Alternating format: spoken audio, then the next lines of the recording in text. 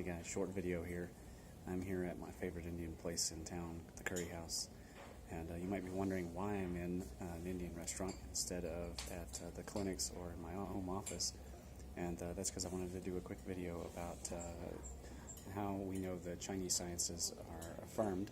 So in science, we have, you form a hypothesis, you test the hypothesis, you repeat the experiment, and that gives you either validation or refutation, and then you try and actually fix the hypothesis.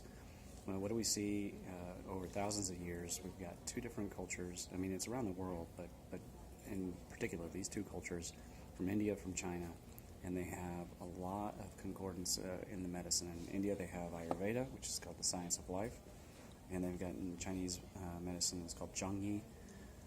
So what do we have in both of these medicines? We've got pulse diagnosis, tongue diagnosis, channels and channels diagnosis, energy, in Chinese is qi, and in India it's prana. We have bone setting type massages, the use of herbs internally and externally. And in India they even use gemstones, and of course in China they also have the same belief and use toxins to drive out poisons. What else do we have? Classical texts, peer review by different doctors, different kinds of theories that are competing with each other.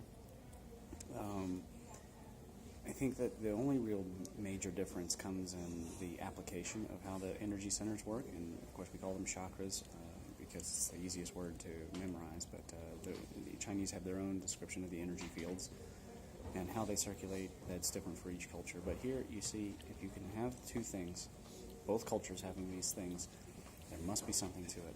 And it's my prediction that the future of Western science and medicine would be to discover energy and to discover how these channels work. They've already found them. They call them promovascular system.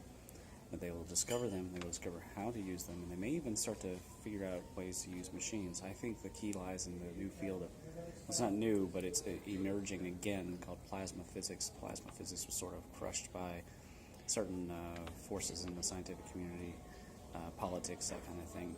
And now we're seeing an emergence of plasma physics as a dominant force in both cosmology and probably will be medicine soon.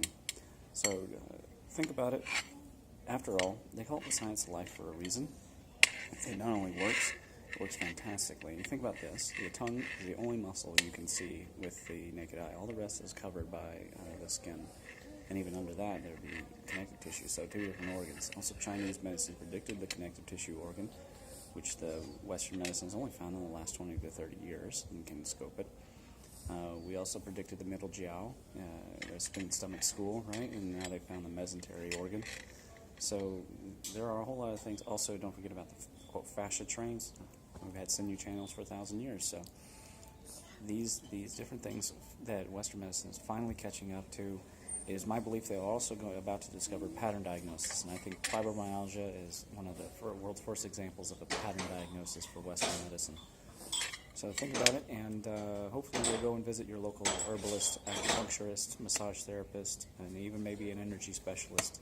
If you go to a Reiki person, make sure they're truly qualified and take a 6-week course and become a master, okay? Namaste.